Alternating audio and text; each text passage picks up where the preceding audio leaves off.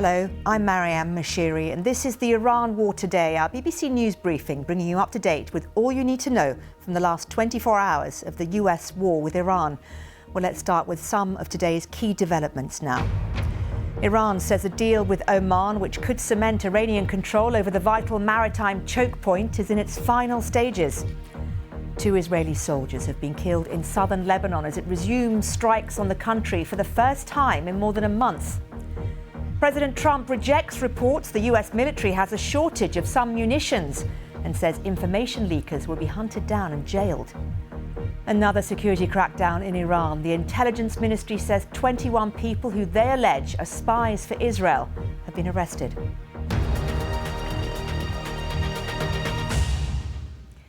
Well, we start with negotiations over the Strait of Hormuz, the vital energy choke point, which has profound implications for the global economy.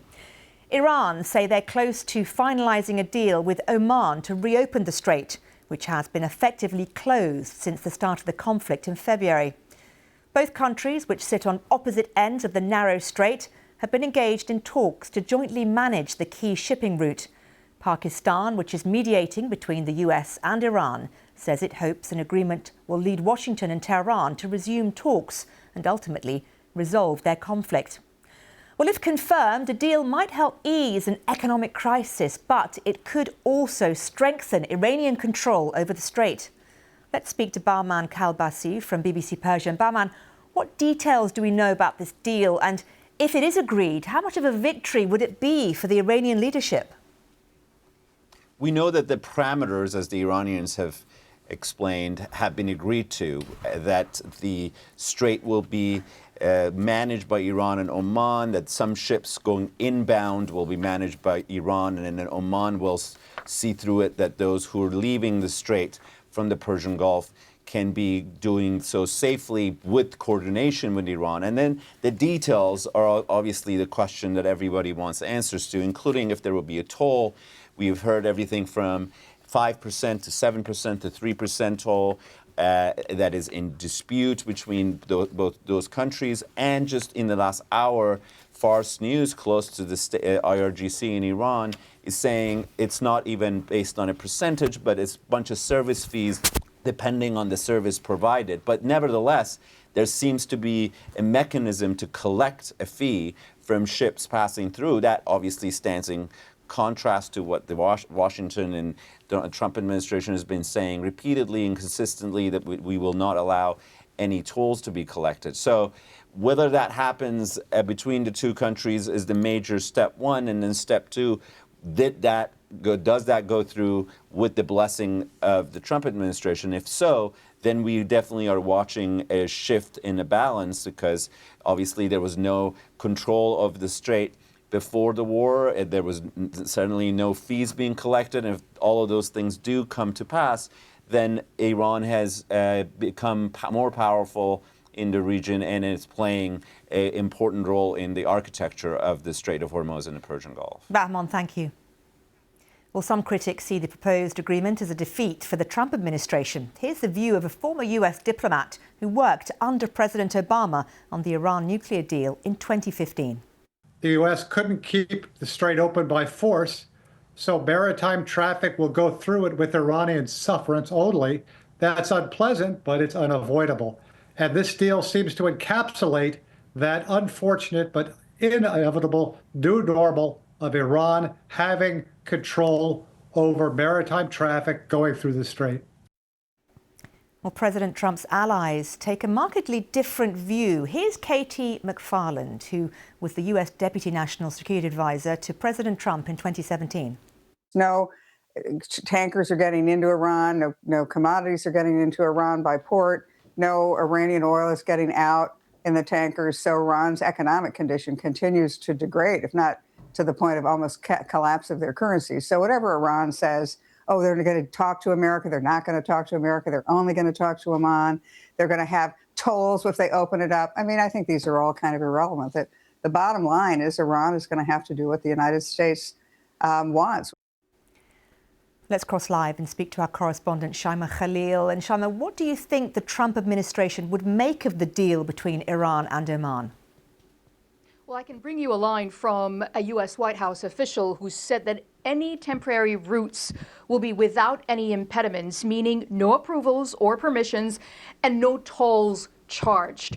The Strait of Hormuz is an international waterway and no party controls the lanes or the ability to transit through them. Translation, whatever Iran is agreeing with Oman, as we've seen it, call it fees, call it tolls. I think we should really underline the word control here, whether it's the vessels going in or going out, whatever the parameters are.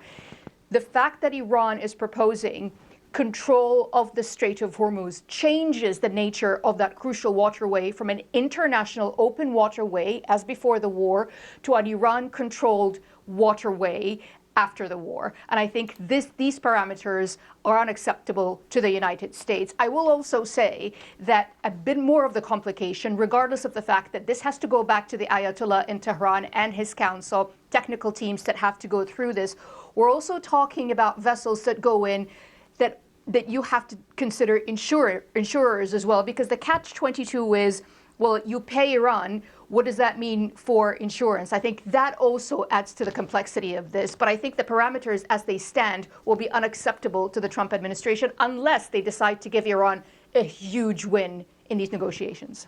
Shaima, thank you. Let's take a step back now and remind ourselves why the safety of the Strait of Hormuz is so important. Well, the passageway has effectively been closed since the war broke out in February, and that's had an implication on energy prices, supply chains and financial markets. And of course, the economic shockwaves are truly global. Well, let's speak to our correspondent, Samira Hussein. Samira, can you break down the importance of the Strait of Hormuz and explain what a deal between Iran and Oman could mean for the economy?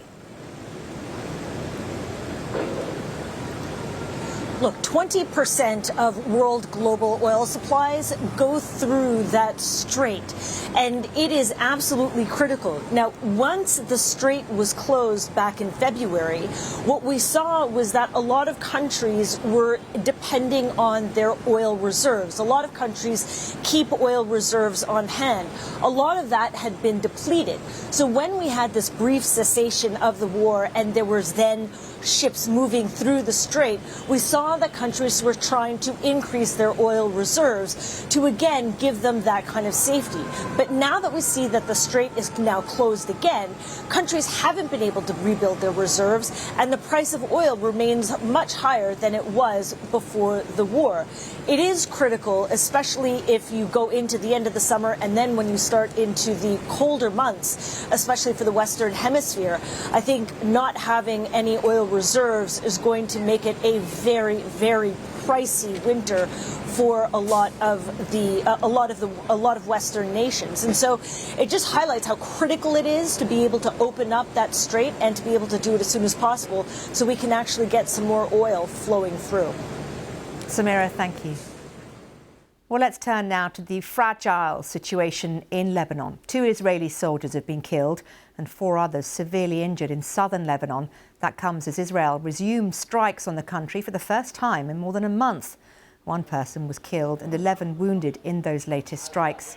Fighting had decreased after Israel and Lebanon signed a US-sponsored deal in June. But Israeli forces still maintain control of much of southern Lebanon.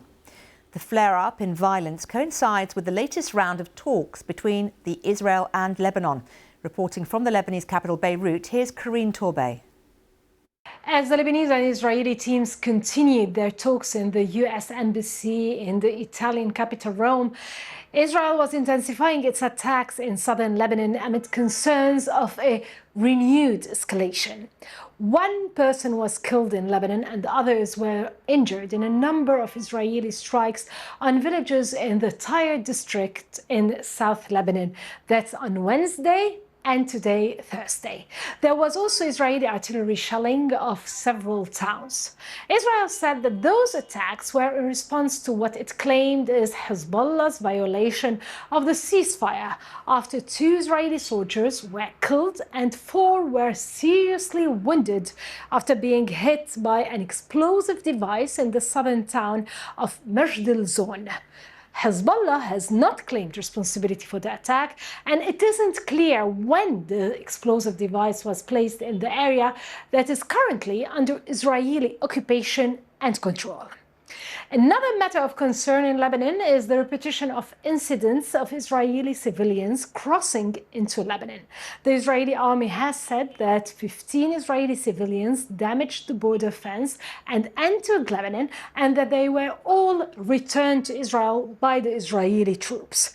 This isn't the first time such an incident happens, and there are fears in Lebanon of this leading to a potential Israeli settlement activity on Lebanese occupied territory.